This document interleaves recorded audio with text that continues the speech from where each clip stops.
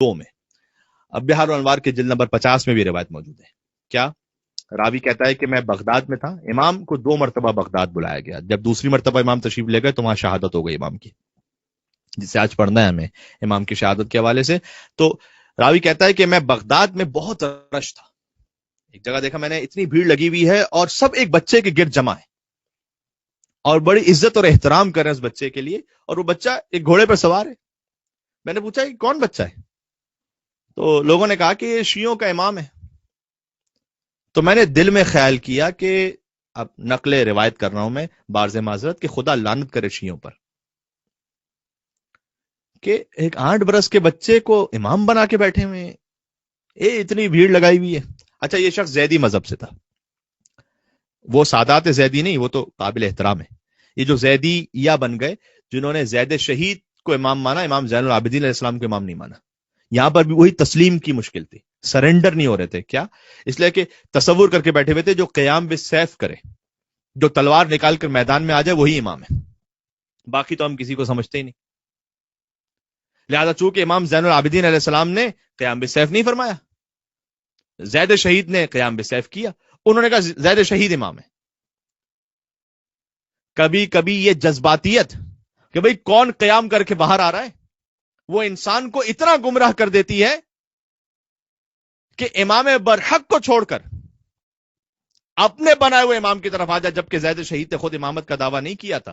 میں یہ نہیں کہہ رہا ہوں کہ زید شہید نے خود امامت کا دعویٰ کر کے لوگوں کو اپنی طرف متوجہ کیا تھا نا، لیکن یہ خود گمراہ ہو گئے. جیسے حضرت عیسیٰ علیہ السلام نے کبھی بھی نہیں کہا تھا کہ مجھے اللہ کا بیٹا کہو، نعوذ باللہ من ذالک.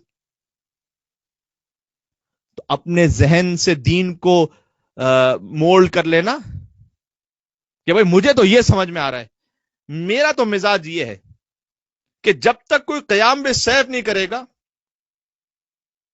اس وقت تک میں تو امام مانوں گا ہی نہیں اسے. جب تک کوئی ظالم کے خلاف تلوار لے کر ہی نہیں نکلے گا اس وقت تک میں اسے امام نہیں مانوں گا. یہی زیدیہ کی مشکل تھی. انہوں نے امام زین العابدین علیہ السلام کی امامت کو چھوڑ دیا، زید شہید کو امام ماننے لگے. یہاں سے پورا ایک فرقہ بن گیا زیدیہ. امام برحق کو چھوڑ دیا، پھر امام باقر علیہ السلام کو نہیں مانا انہوں نے، امام جعفر صادق علیہ السلام کو نہیں مانا انہوں نے. یہ تو مشکل ہو گئی. اب یہ شخص کہتا ہے کہ میں زیدی مذہب سے ہوں. میں دیکھ رہا ہوں کہ شیعہ ایک 8 برس کے بچے کو امام مان رہے ہیں. وہ تسلیم نہیں ہے ان میں، زیدی مذہب والوں میں اس وقت جو معاملہ تھا وہ یہ کہ ہماری اپنی مرضی سے کیا امام اصول کو طے کریں گے کہ جو ہم لوگوں کی خواہش ہے تو اچھا ٹھیک ہے میں قیام کر لوں.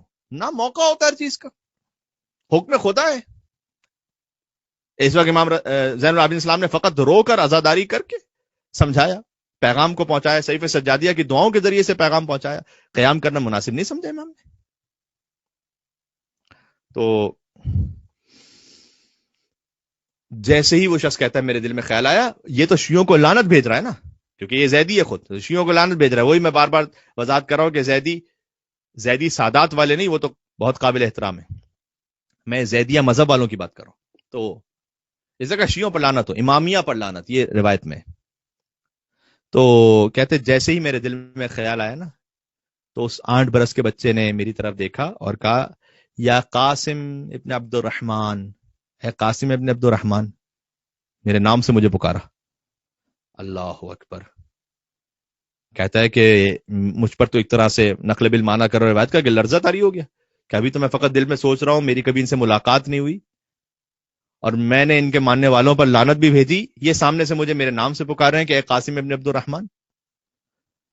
امام نے کہا اے قاسم ابن عبد الرحمن، قرآن کہتا ہے جب حضرت صالح علیہ السلام نبوت پر پہنچے تھے تو بہت سے لوگ کہہ رہے تھے کہ ہم عام بشر، ایک عام انسان کا اتباع کرنے لگے.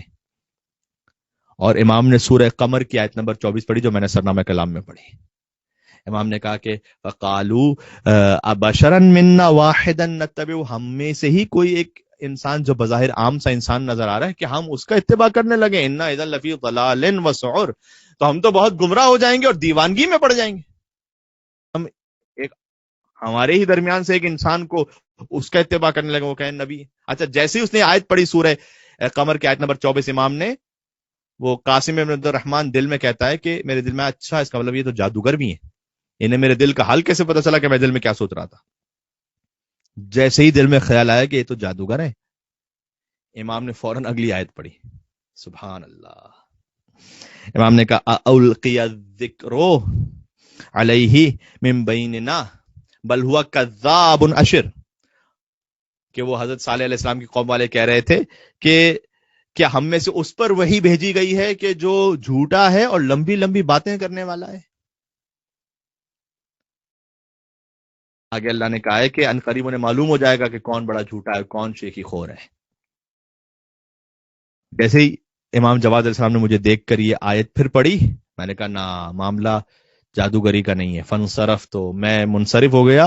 وقلت بالامامہ، سبحان اللہ، ان کی امامت کا کلمہ پڑا ہوا ہے. شہدت انہ حجت اللہ علی خلقہ، اور اس بات کی میں نے گواہی دی کہ یہی اللہ کی حجت مخلوقات پر. واعتقدت، اور ان پر ایمان لے کر آئے، اعتقاد رکھ لیا میں نے.